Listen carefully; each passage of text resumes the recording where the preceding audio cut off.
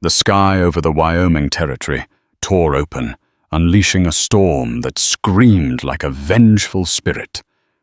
In its heart, a lone, pregnant woman discovers a man drowning in mud and blood, a whisper of life on his lips. To her, he is a soul to be mended, a life to be saved from the tempest. But beneath the grime is a truth she cannot see. A stolen legacy, a name that inspires terror, and a violent past that is closing in fast.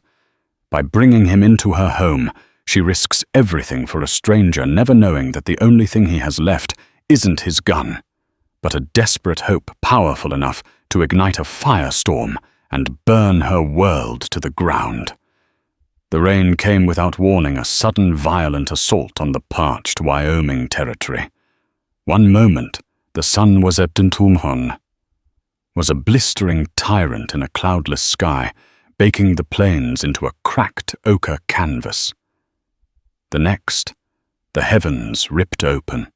The wind a low growl moments before rose to a demented shriek, tearing at the lone cottonwood that stood sentinel by Sarah's small sod house. Sarah jolted her hand, flying instinctively to the swell of her belly. The baby kicked a frantic tumbling motion that mirrored the chaos outside. 8 months. It had been 8 months since her husband John had ridden out with a promise of returning before the first snow.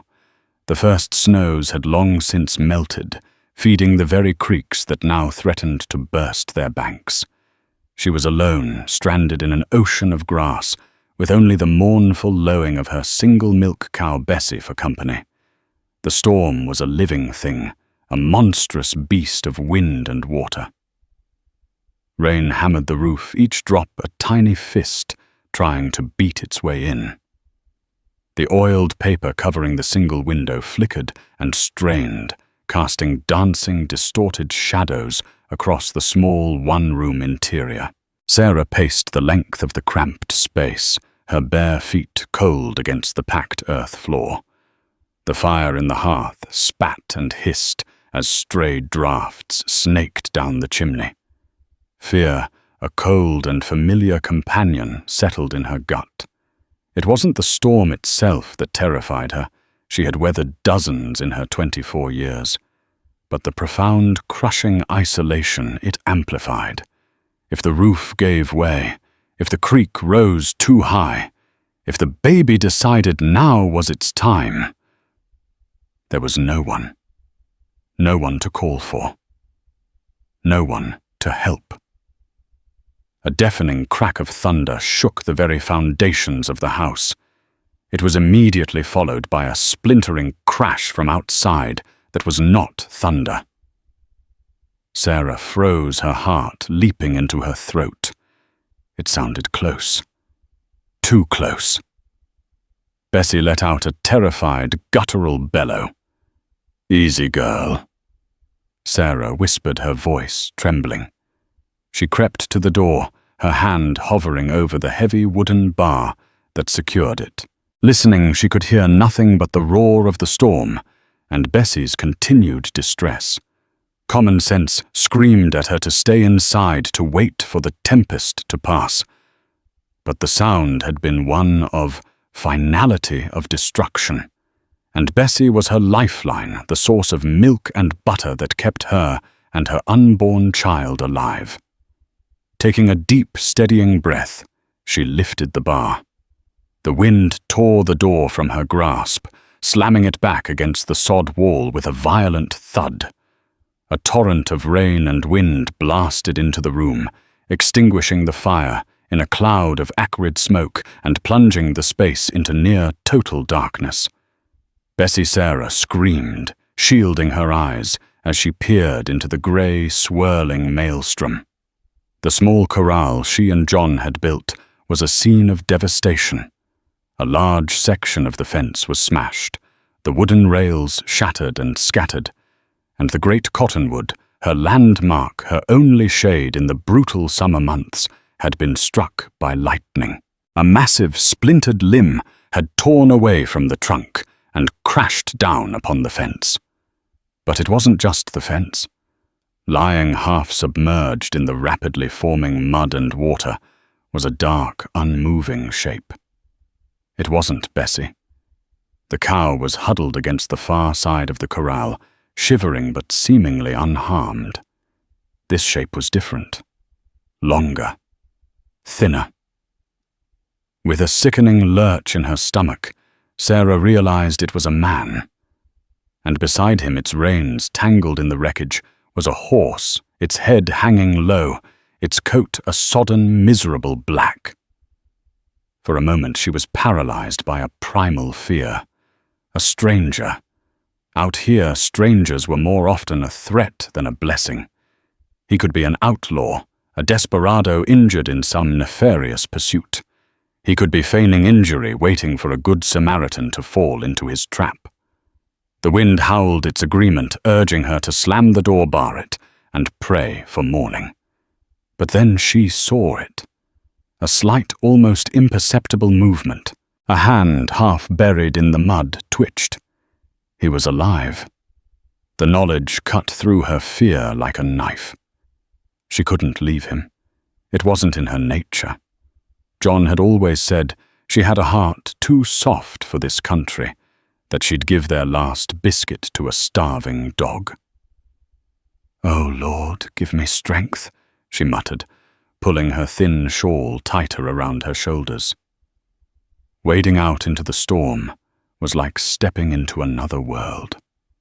The rain was cold and hard, stinging her face and soaking her thin dress in seconds. The mud sucked at her worn leather boots, trying to pull her down. She fought her way to the fallen man, her breath coming in ragged gasps. He was lying face down, a tangle of wet, dark hair plastered to his skull. A worn duster, heavy with rain, covered his frame. She could see a dark stain spreading across the back of the coat, a stain that wasn't mud. Blood. With strength born of desperation, she grabbed his shoulder and pulled. He was heavy, a dead weight, but she managed to roll him over. Her gasp was lost in the wind. His face was a mask of mud and blood. But what she could see was young, perhaps no older than herself. A strong jaw was covered in dark stubble, and his lips were pale, tinged with blue. A nasty gush was visible on his forehead, matted with blood and rain. But it was the wound in his side that was the source of the spreading stain. It was high on his torso, a dark, ugly tear in his shirt. She pressed her hand against it, and he groaned a low, guttural sound of pure agony. His eyes fluttered open. They were a startling, piercing blue, even in the gloom. They stared at her unfocused, clouded with pain and confusion. "Help me," he rasped, the words barely audible over the storm. "I will," Sarah promised, her voice shaking but firm. "I will. Just hold on." Getting him back to the house was a Herculean task. He was taller than her, and though lean, he was wiry with muscle. He tried to help, tried to find his footing, but his legs wouldn't obey. He collapsed against her, his weight almost sending them both sprawling back into the mud. The horse, a magnificent black stallion, despite its wretched condition, watched them with intelligent eyes, letting out a low nicker of encouragement. Sarah wrapped his arm over her shoulders, her own arm circling his waist. She pulled, she dragged, she half-carried him, inch by torturous inch. The short distance to the door became a vast, impossible gulf. Her back screamed in protest. Her muscles burned, and the baby felt like a lead weight in her womb. But she couldn't stop. To stop was to let him die. Finally, they stumbled through the doorway. She managed to shove the door closed against the wind and drop the bar, the sound echoing the frantic pounding of her own heart. The room was dark, cold, and smelled of wet earth and smoke. The man slid from her grasp and collapsed onto the floor, a heap of sodden, bleeding misery. For a moment, Sarah leaned against the door, gasping for breath, every part of her trembling with exertion and adrenaline. The reality of her situation crashed down upon her.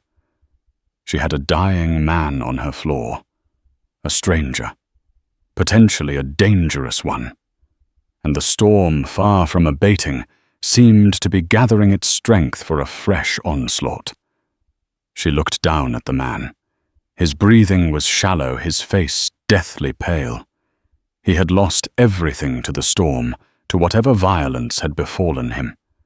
But as his blue eyes flickered open again, locking onto hers for a fleeting second, she saw something in their depths that resonated with her own soul. It wasn't just pain or fear. It was a flicker of something else, something stubborn and resilient. It was hope. And in that moment, Sarah knew she had made the only choice she ever could have. She had brought the storm inside. Now she would have to find a way to survive it. The first priority was light and warmth.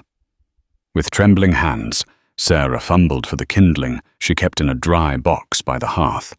The flint and steel felt alien in her numb fingers, but after several frustrating attempts, a tiny spark caught on the tinder. She blew on it gently, coaxing the fragile flame to life, and soon a small, hungry fire was licking at the logs, pushing back the oppressive darkness. The meager light illuminated the scene in stark, flickering detail. The man lay where he had fallen, a muddy, bloody smear on her clean, swept floor. His breathing was a ragged, shallow whisper. Panic, cold and sharp, tried to claw its way up her throat. She had seen men hurt before, ranch hands gored by steers, men thrown from horses. But this was different. This felt like death was already in the room, a patient vulture waiting in the corners. "No," she whispered to herself, her voice a fierce command. "You will not die in my house." She forced herself to move to think. First, the wet clothes. They were stealing what little warmth he had left. The duster was heavy and stiff. As she peeled it away, she saw the full extent of the damage. His shirt was soaked in blood, clinging to a jagged, ugly wound in his side. It looked like a gunshot. The thought sent another tremor of fear through her. Cowboys got into fights, but gunshots meant trouble. Serious trouble. With a pair of shears she used for sewing, she carefully cut away the fabric. The skin around the wound was puckered and angry. She needed to clean it to stop the bleeding. She grabbed the bottle of whiskey John had kept for medicinal purposes. It was nearly full. She had never touched it, but she knew its value as a disinfectant. "This is going to hurt," she warned the unconscious man, her voice soft but steady. She poured a small amount of the fiery liquid onto a clean rag. As she dabbed at the wound, his body arched in a silent scream. A low, guttural moan escaped his lips, and his eyes flew open wide with agony. He stared at her, but there was no recognition, only a raw, animalistic pain. "I'm sorry," she whispered, tears welling in her eyes. "I'm so sorry. But I have to." He lapsed back into unconsciousness as she worked cleaning the wound as best she could. She had no real medical knowledge, only the practical, often brutal lessons of frontier life. She had seen her mother stitch up a farmhand's leg with a needle and thread sterilized in a flame. With a heavy heart, she knew what she had to do. There was no doctor for 100 miles. It was up to her.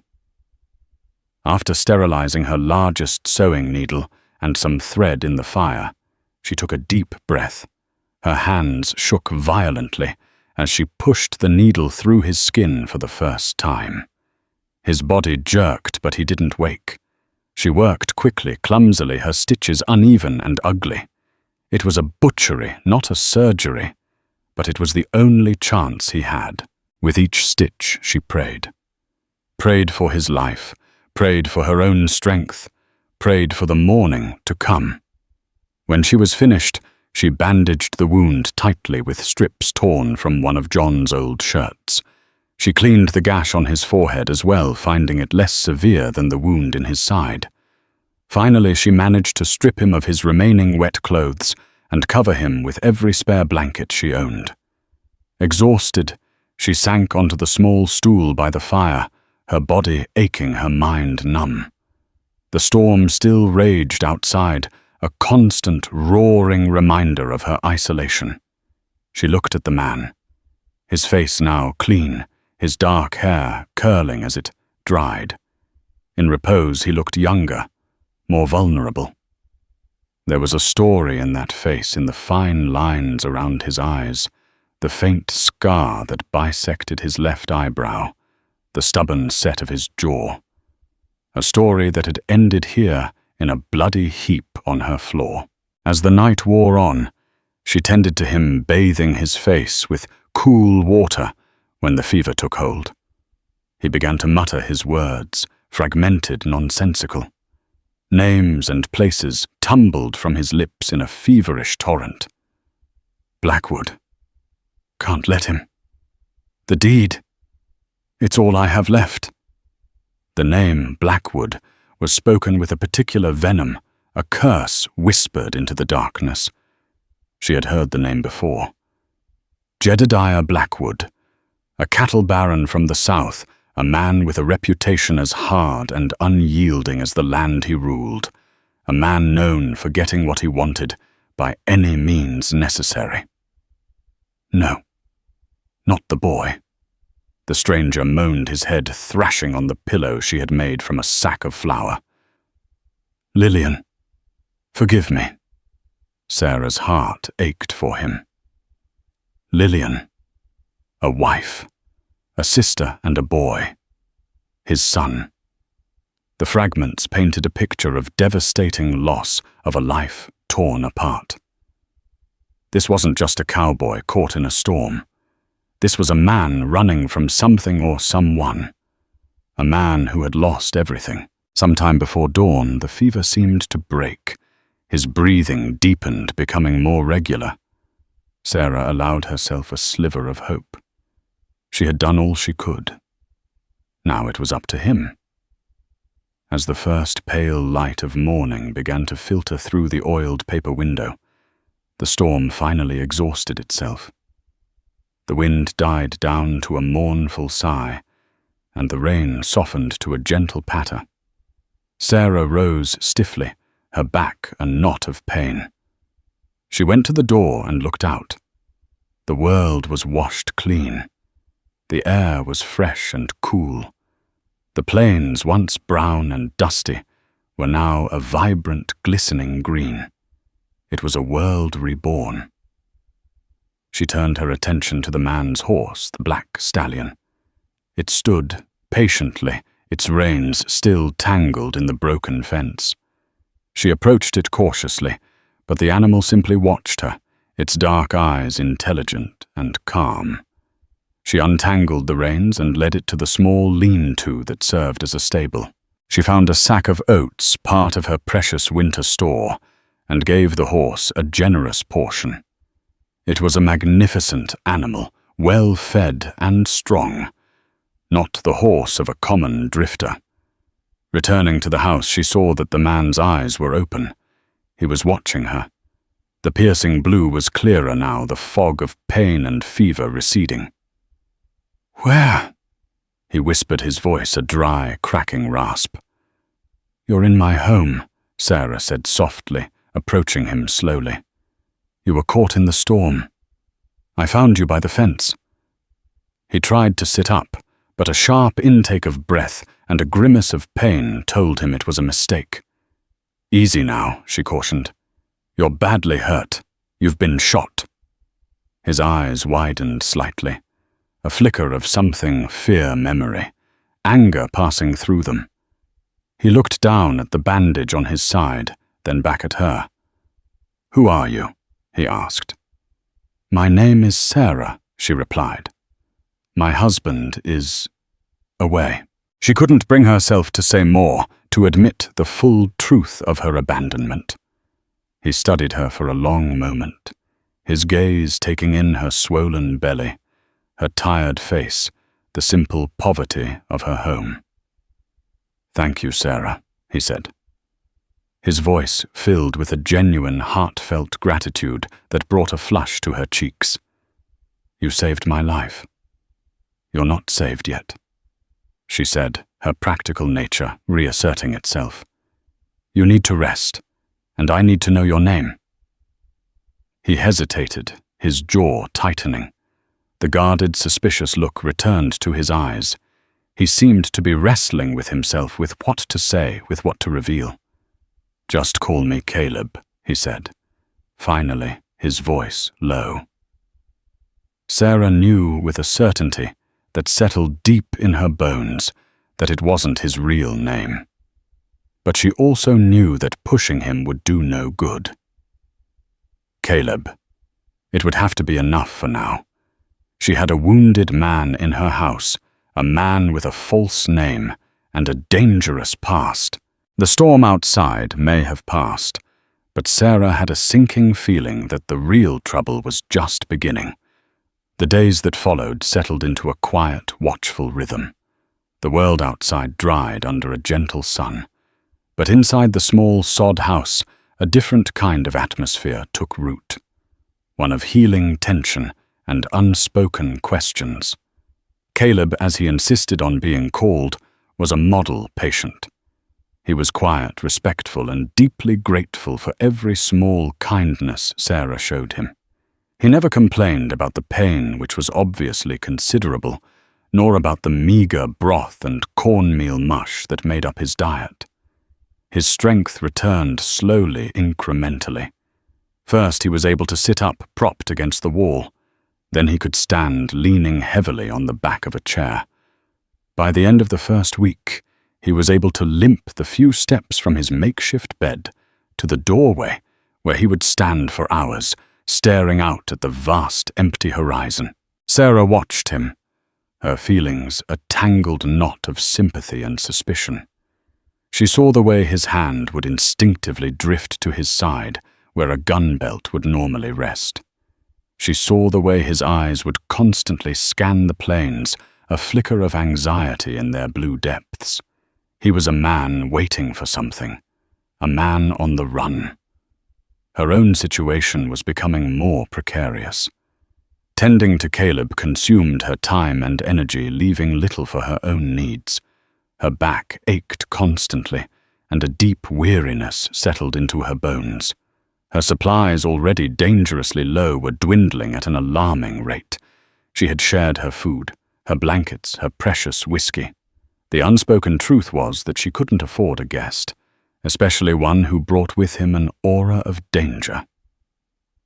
One afternoon, as she was kneading dough for a small loaf of bread, he spoke from the doorway.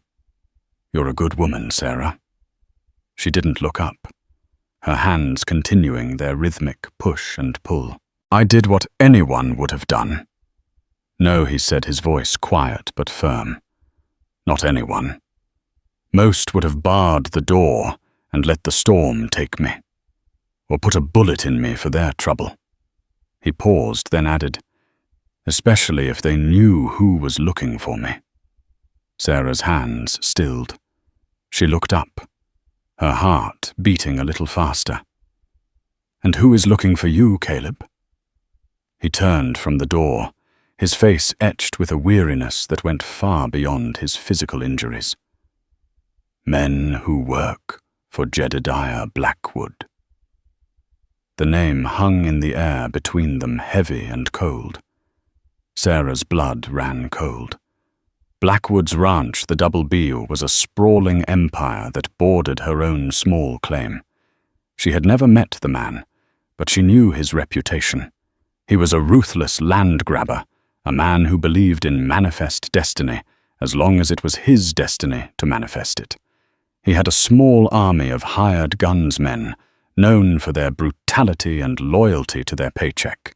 Why, she asked, her voice barely a whisper. Why are they after you? Caleb limped to the small table and sank onto the stool opposite her. He looked at her, his blue eyes searching her face, as if trying to gauge her reaction to see if he could trust her with the truth. I have something he wants, he said, finally. Something he believes is his. And is it? He shook his head, a bitter smile touching his lips. No, it was my father's, and his father's before him. A deed to a piece of land, a valley with the only year-round river in this territory. Blackwood has the rest of the land, but that valley, it's the heart. Without it, his empire withers in the dry season. So you're a landowner? Sarah asked, surprised. He didn't look like any landowner she had ever met. I was, he said, his voice dropping. My family had a ranch, the Triple Creek. Not as big as Blackwood's, but it was good land. It was our home. He looked away, his gaze distant, lost in a painful memory. Blackwood tried to buy us out. My father refused. He was a proud man, a stubborn man. He said some things are not for sale. Caleb's jaw tightened, the muscles flexing in his cheek. A week later, there was a fire. A prairie fire, they called it. But it was too fast, too deliberate. It moved against the wind. It destroyed everything. The house, the barns, everything. His voice broke on the last word. We lost it all. My father, my mother, my wife, Lillian, and our boy, Thomas. Sarah's hand flew to her mouth, a gasp of horror escaping her lips. The names from his fevered dreams. Lillian, the boy. They weren't just names. They were his world, a world that had been burned to the ground. Tears welled in her eyes, tears of sympathy for this broken man. I'm so sorry, she whispered, her voice thick with emotion. He nodded, unable to speak for a moment. He took a deep, shuddering breath, composing himself. I was away, selling cattle. By the time I got back, there was nothing but ash. The sheriff, a man on Blackwood's payroll, ruled it an accident. Case closed. He looked at her, his eyes burning with a cold, righteous fury. But I found the deed. It was in a strong box my father kept hidden in the spring house. It survived the fire. It's the only thing that did. It's proof that the land is mine. And it's proof that Blackwood is a murderer and a thief.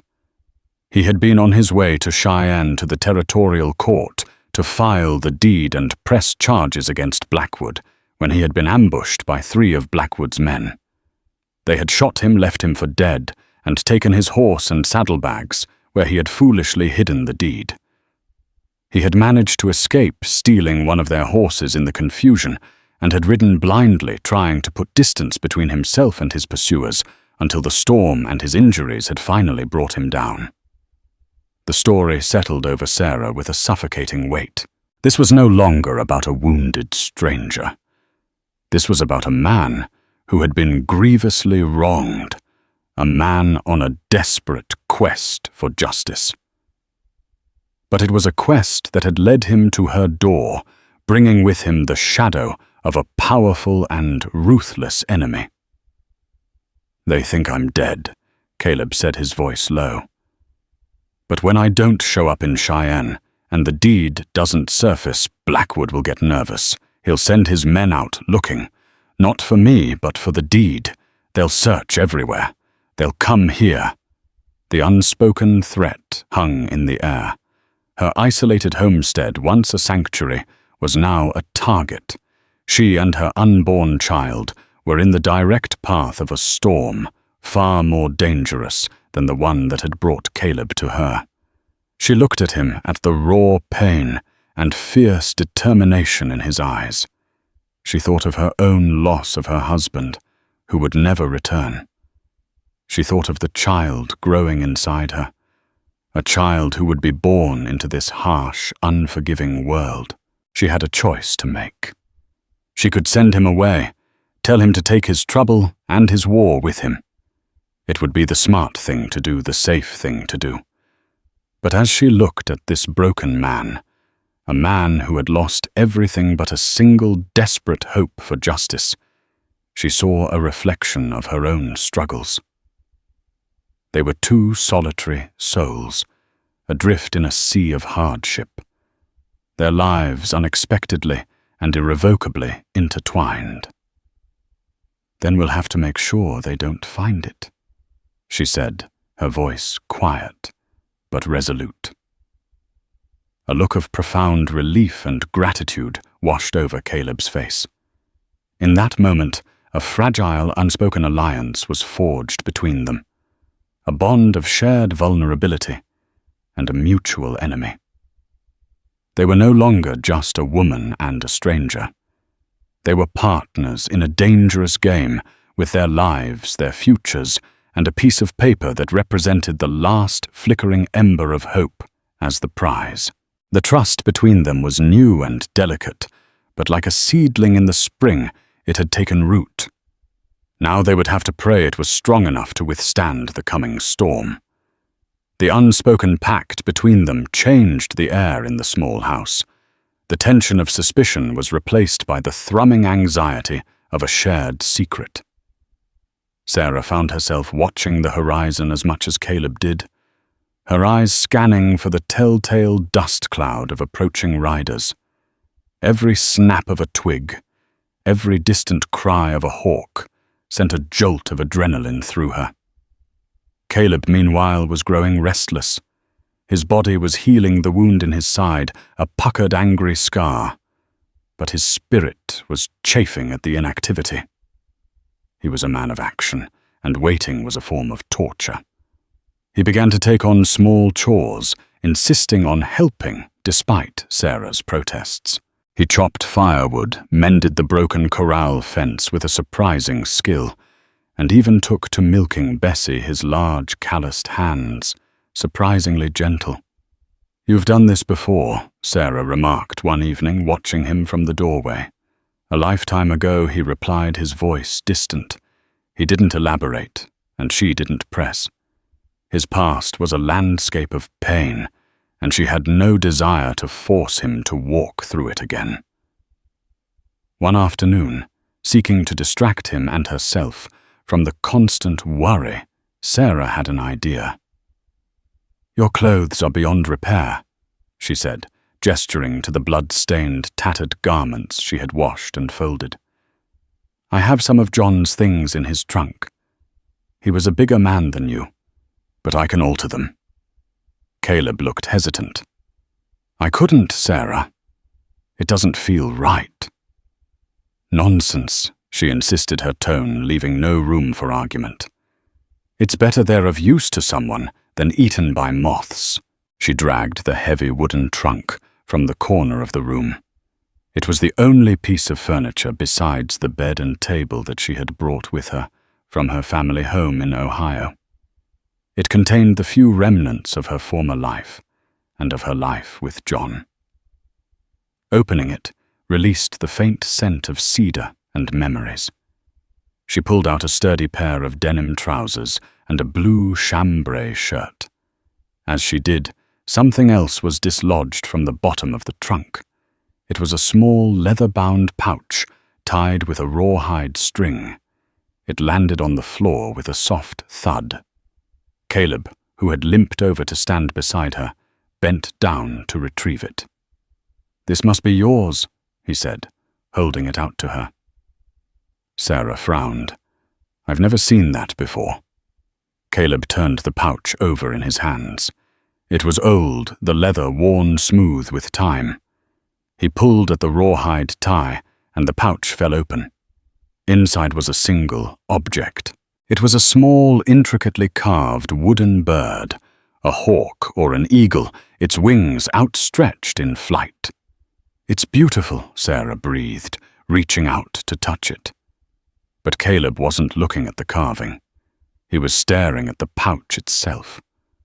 The leather was dark and worn, but on one side, almost invisible against the dark surface, was a small branded mark. It was a circle with a single jagged line, like a bolt of lightning running through it. Sarah saw the color drain from Caleb's face. He looked as if he had seen a ghost. His hand trembled as he traced the brand with his finger. "Caleb," she asked, a knot of dread forming in her stomach. "What is it? What's wrong?" He looked up at her, his blue eyes dark with a dawning horror. "Where did you get this?" he whispered, his voice hoarse. I don't know," she stammered. "It must have been John's. It was in his trunk." John Caleb's voice was sharp, accusatory. "Your husband?" "Yes," she said, confused and frightened by his reaction. He was a trapper. He traveled all over the territory. Caleb stared at the brand, his mind racing, connecting dots that Sarah couldn't even see. The brand of the broken circle. It was the mark of the most feared outlaw gang in the territory, a ruthless band of thieves and killers led by a man known only as the Ghost. They were notorious for their brutality, for leaving no witnesses, for vanishing back into the wilderness like smoke.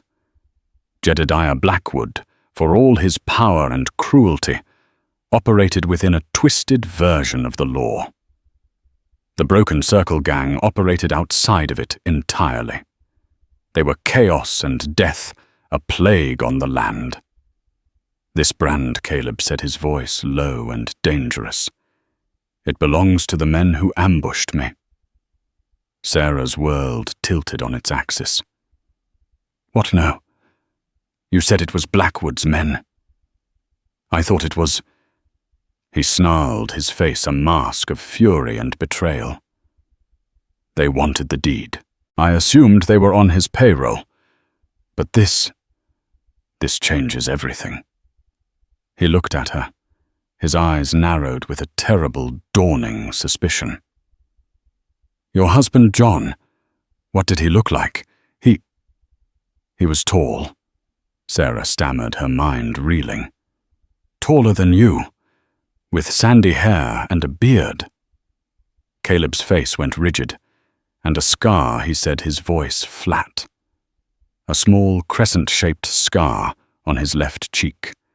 Sarah could only nod her throat too tight to speak. She remembered the scar vividly. He had told her he got it in a fall as a boy. Caleb let out a sound that was half laugh, half sob. It was a sound of pure, unadulterated despair. "The third man," he whispered. "There were 3 of them. I shot one, I'm sure of it. The other 2. One was a big man with a voice like gravel. The other, I only got a glimpse of him as he rode away. Tall, sandy hair." He looked at Sarah, his eyes filled with a terrible, gut-wrenching pity. He was wearing a blue chambray shirt. The room spun. Sarah gripped the edge of the trunk to keep from falling. It couldn't be true. Her John, a trapper, a quiet man who loved the wilderness, a member of the Broken Circle Gang, a cold-blooded outlaw, a man who would ambush and shoot another man for a piece of paper. "No," she whispered, shaking her head in denial. "No, you're wrong. It's a mistake." But it wasn't. The pieces fit together with a sickening, irrefutable logic. John's long absences, his unexplained sources of money, the way he would sometimes stare into the fire with a haunted look in his eyes. The pouch, the brand Caleb's description. It was all there. A hidden life, a monstrous secret she had been living with completely unaware. The man she had loved, the man whose child she was carrying, was a monster. And Caleb, the man she had saved, the man she had begun to trust, to feel a connection with. His life had been destroyed by her husband. The fire, the loss of his family, the gunshot wound that had nearly killed him. It was all connected to John. She had saved the life of the man her husband had tried to murder.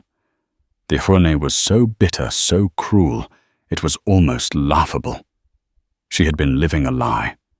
Her entire world, the foundation upon which she had built her life and her hopes for the future, was a fabrication. Caleb watched her, his own anger and shock momentarily forgotten in the face of her utter devastation. He had come to her as a victim seeking refuge. Now he was the living embodiment of her husband's treachery, a constant reminder of the terrible truth that had just been unearthed. The fragile trust they had built between them shattered into a million pieces. The air in the room was thick with betrayal, with the ghosts of the dead and the lies of the living. Sarah looked at Caleb, the man her husband had wronged, and saw not a partner, but an accuser. And he looked at her, the wife of his would-be murderer, and saw not a savior, but the last bitter legacy of the man who had taken everything from him. The storm that had brought them together was nothing compared to the one that was now raging inside the four walls of the small sod house. And this time there was nowhere to hide. The silence that fell between them was a chasm, deep and jagged, filled with the wreckage of their shattered perceptions. Sarah retreated into herself, a numb, cold shell. She moved about the house like an automaton, performing her daily chores with a mechanical precision that belied the turmoil raging within her. She couldn't look at Caleb without seeing the face of his attacker, the ghost of her husband. John. The name was a poison on her tongue. Caleb, for his part, was caught in his own vortex of confusion and fury. The woman who had saved him, who had shown him a kindness he thought had vanished from the world, was inextricably linked to his suffering. The child she carried was the blood of his enemy. Every compassionate gesture, every shared meal was now tainted by this horrific revelation. He moved out of the house and into the lean-to, with his horse giving her the space she so obviously craved. The physical distance did little to lessen the tension. It was a palpable thing, a third presence in the vast, empty landscape. 2 days after the discovery, as the sun began its slow descent towards the horizon, painting the sky in fiery strokes of orange and purple, it happened. The thing they had both been dreading. Caleb saw them first. 2 riders silhouetted against the setting sun. They were moving slowly, deliberately, their eyes scanning the terrain. They were not cowboys. They were hunters. He burst into the house, his face grim. "They're here," he said, his voice low and urgent. Sarah looked up from the fire, her eyes wide with terror. The numbness that had enveloped her, shattered, replaced by a raw, primal fear. 2 of them, Caleb continued, his mind racing. "They'll have seen the smoke from the chimney. There's no hiding." He looked around the small, defensible spsomstqua. 1 door, 1 window. "Get away from the window," he commanded. He grabbed the heavy iron poker from the hearth, the only weapon he had. It was a pitiful defense against 2 armed men. His gun, his rifle, they were all gone, taken by the men who were now riding towards them. "What do they want?" Sarah whispered, her hand instinctively going to her belly. The deed, Caleb said, his eyes fixed on the door. Or me. Or both. He glanced at her, his expression a mixture of grim determination and a surprising protectiveness. Stay behind me. The riders drew closer. The rhythmic thud of their horses' hooves was a death knell on the quiet evening air. They stopped a short distance from the house just beyond the repaired corral. One of them, a large, broad-shouldered man, with a thick, greasy beard, dismounted. The other, a wiry, ferret-faced man, remained in the saddle, a rifle resting casually across his lap. "Hello, the house," the big man called out, his voice, a gravelly rumble. It was the voice Caleb remembered from the ambush. Silence. Caleb stood by the door, his knuckles white around the poker. "We know you're in there," the man shouted, a menacing edge to his voice. "We're looking for a friend of ours." Tall fella. Sandy hair. Answers to the name John. Sarah's breath hitched in her throat. They were looking for her husband. They didn't know he was dead. Heard he settled down with a pretty little wife out this way. The man continued, taking a few steps closer. "We just want to talk to him." Business. Caleb knew it was a lie. They had tracked John here, and now they were looking for him and for what he had failed to get from Caleb the deed. "What do we do?" Sarah breathed, her back pressed against the wall. "They think John is here," Caleb whispered back, his mind working furiously. "We can use that." He raised his voice, pitching it to sound weak, uncertain. He's not here. He rode out this morning." The big man laughed, a short, ugly sound. "Is that so? Funny, his horse is right there in the corral." He gestured to John's old mare. "Now, are you going to open this door, ma'am, or are we going to have to open it for you?" The threat was clear. Caleb knew they had to make a stand. He also knew that a direct confrontation would be suicide. "Listen to me," he whispered urgently to Sarah. "They don't know I'm here. They think it's just you. When I open the door, you tell them John went to Cheyenne. Tell them he went to register a deed. That will get them moving. They'll want to catch him before he gets to the courthouse." "And what about you?" she asked, her eyes wide with fear. "I'll be right behind the door," he said, his jaw set. "If they try to come in, I'll deal with them." It was a desperate, flimsy plan, but it was the only one they had. Sarah nodded, her face pale but resolute. "All right," Caleb called out, his voice still sounding weak. "She's coming. Don't you hurt her." He took his position beside the door, the heavy poker held ready. He nodded at Sarah. She took a deep, shaky breath and lifted the bar. The door swung open. Sarah stood in the doorway, her pregnant form silhouetted against the firelight. She looked small, vulnerable, but her chin was held high. The big man, whose name was Bart, grinned, showing a row of yellow, broken teeth. "Well now, what do we have here?" John always did have good taste. He started to step forward. "That's far enough," Sarah said, her voice surprisingly strong. Bart stopped, his grin faltering slightly. "Feisty. I like that. Where's John?" "He's gone," Sarah said, sticking to the plan. "He rode out for Cheyenne this morning. Said he had to register a deed." The man's eyes narrowed. He exchanged a look with his partner, the ferret-faced man who spat a stream of tobacco juice onto the ground.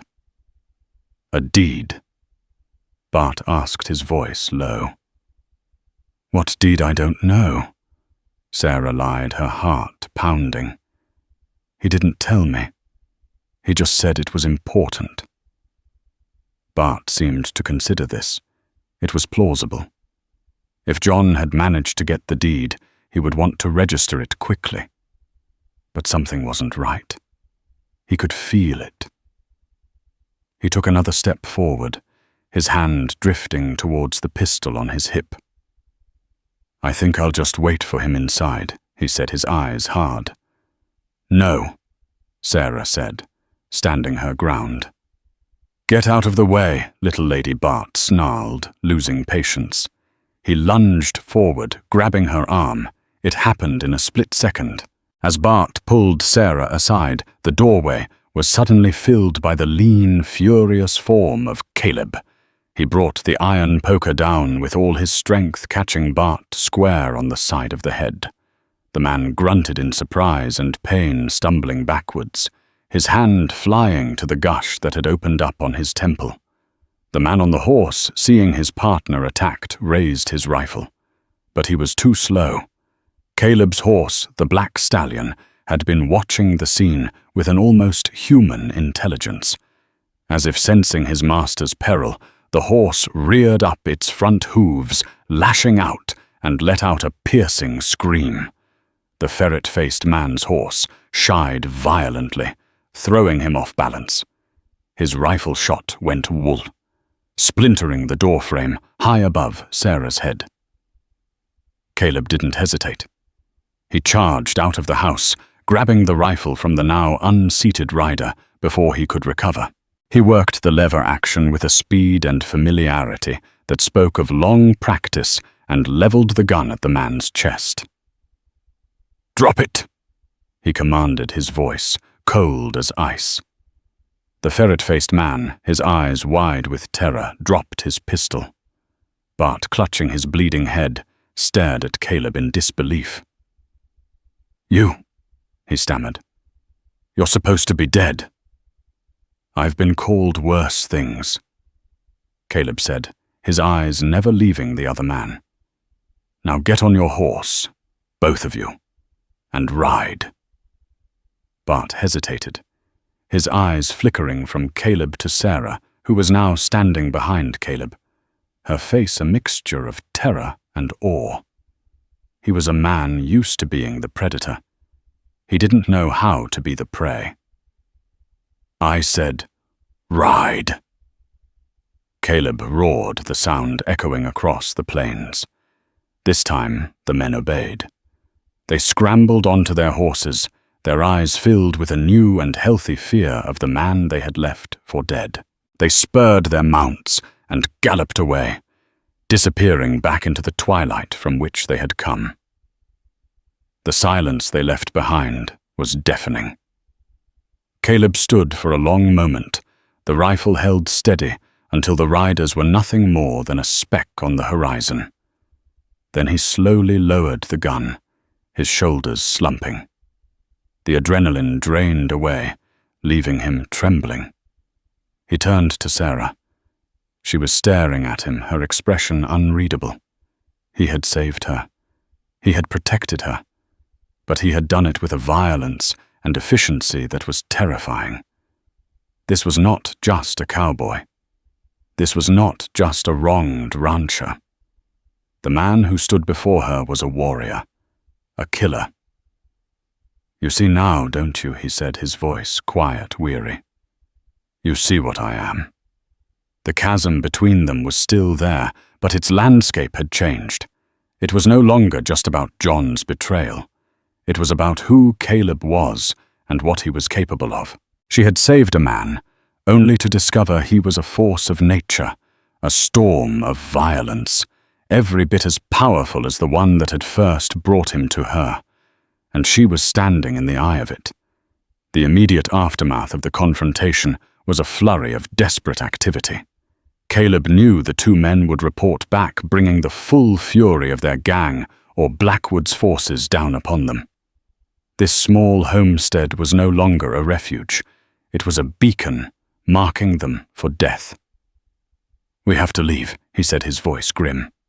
"Now!" They moved with frantic urgency under a moonless sky.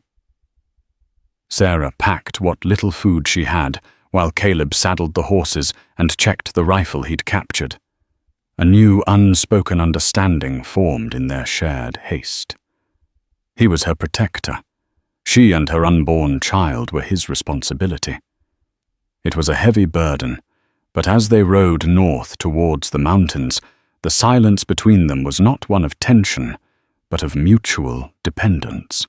After 2 days of hard riding, as they reached the foothills, he finally broke the silence, his voice low.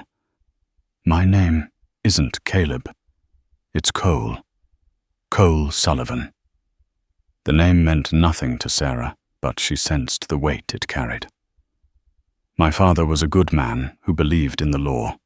He tried to fight Blackwood the right way. I wanted to fight him with guns, but my father made me promise to put that life behind me to be a husband and a father." His voice was thick with a guilt that was years old, but still raw. "I kept that promise. And then I lost them all in the fire. The only thing I had left was hate and a fool's hope that I could use the law to get justice." He turned to her, his eyes filled with a soul-deep weariness. "That's the truth of it, Sarah. I failed my family. I'm a man whose name is worth less than dust, driven by a hope for nothing more than vengeance." His confession, raw and unvarnished, hung in the crisp mountain air. Sarah looked at the man beside her, a man trapped between the person he'd promised to be and the person the world had forced him to become. Her own sense of betrayal seemed insignificant in the face of his monumental loss. "Your father would be proud of you, Cole," she said softly, her voice clear and certain. He stared at her, surprise flickering in his eyes. "You tried to honor him. You fought for his memory with the tools he gave you. That's not failure. That's love." Her simple words breached the walls he had built around himself. The icy fury in his eyes softened, replaced by a profound relief. High in that remote wilderness, the chasm between them finally closed, their bond solidified not by circumstance but by a shared understanding. The weight of his name had been shared, and in the sharing Cole Sullivan felt a new kind of hope begin to stir, not just for revenge, but for a future. They found a secluded valley deep in the mountains, a hidden sanctuary of impossible green, fed by a crystal-clear spring. A shallow cave offered shelter, and in this defensible place, a strange, peaceful interlude began. The war for the Triple Creek seemed a world away, their lives reduced to the simple, elemental tasks of survival. A new, deeper connection grew between them, a bond forged not in passion, but in the quiet warmth of shared solitude and mutual respect. One evening as they sat by the fire, Sarah's labor began. A cold panic gripped Cole, but he pushed it down, becoming her anchor through the long and difficult hours. He held her hand, his voice a constant, reassuring presence. As the first rays of dawn touched the sky, the cave filled with the thin, lusty cry of a newborn baby boy. With trembling hands, Cole cleaned the child and placed him in Sarah's arms. A look of pure, unadulterated love transformed her face. "He looks like you," she whispered. Cole could only nod, his throat tight with an emotion he couldn't name. The fire of vengeance that had fueled him for so long seemed to cool, replaced by a fierce, protective love for this woman and this child. They named him John Michael. John for the father he would never know, and Michael for the grandfather whose legacy of honor would be his birthright. In that hidden valley, a new kind of family was formed, born not of blood, but of circumstance, and a love that had grown in the most unlikely of places. Cole knew he would one day have to leave and face Blackwood, not for vengeance, but for the future. He had been a man with nothing left but a hope for revenge. But a compassionate woman had found him, and in saving him, she had given him back everything that truly mattered. A home, a family, a new beginning. And so from the heart of a storm, a new story was born. A story that proves that even in the harshest of lands, and from the deepest of losses, hope can take root. Sarah and Cole's journey reminds us that family isn't always about the blood we share, but about the people who stand by us when the world falls apart. It's a testament to the fact that true strength isn't found in vengeance, but in the courage to forgive, to heal, and to build a new future from the ashes of the past. What did you think of Sarah's incredible choice? Could you forgive a betrayal as deep as the one she faced? Let us know your thoughts in the comments below. If this story of survival, love, and redemption moved you, please give this video a thumbs up. Share it with someone who loves a powerful story, and be sure to subscribe for more tales from the heart of the Wild West.